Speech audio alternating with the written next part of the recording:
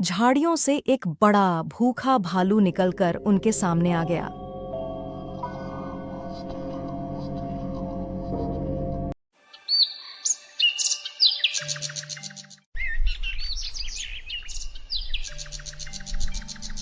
गर्मियों की एक सुबह थी।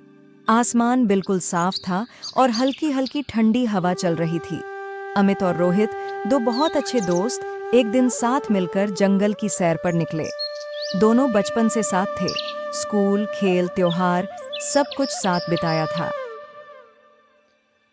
जैसे जैसे वे जंगल के अंदर बढ़ते गए, पक्षियों की चहचहाहट कम होती गई और पेड़ों की छाया गहरी होती चली गई। यार, ये जंगल तो बड़ा ही शांत है। थोड़ा डरावना भी लग रहा है ना?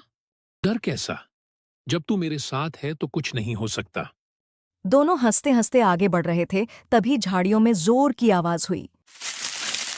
दोनों ठिठक गए और फिर झाड़ियों से एक बड़ा भूखा भालू निकलकर उनके सामने आ गया।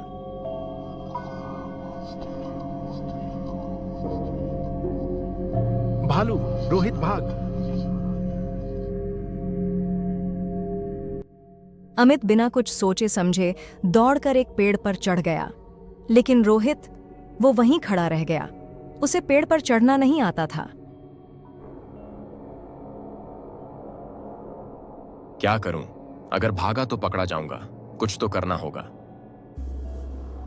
उसे याद आया कि उसने किसी से सुना था, भालू मरे हुए इंसान को नहीं खाता। वह तुरंत जमीन पर लेट गया, अपनी सांस रोक ली और एकदम चुपचाप पड़ा रहा।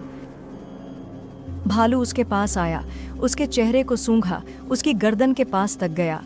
कुछ पल वो उसे देखता रहा और फिर धीरे धीरे वापस झाड़ियों में चला गया। अमित ने देखा कि भालू जा चुका है, तो वह तुरंत पेड़ से नीचे उतरा और रोहित के पास आया। भाई, तू तो बच गया।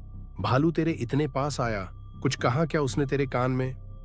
रोहित उठकर बैठा। उसने अमित की आंखों में देखा और शांत लेकिन गंभीर आवाज में कहा, हाँ, कहाँ था? असली दोस्त वही होता है जो मुसीबत में साथ न छोड़े। अमित एकदम चुप हो गया। उसे समझ आ गया था कि उसने रोहित को अकेला छोड़कर बहुत बड़ी गलती की है।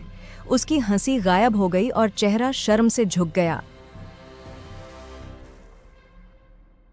माफ कर दे भाई, मैं डर गया था, लेकिन अब कभी तुझे अकेला नहीं छोड़ूंगा, वादा करता हूं। मुसीबत के समय ही सच्ची दोस्ती की असली परीक्षा होती है। जो दोस्त मुश्किल समय में आपका साथ न छोड़े, वही सच्चा दोस्त होता है।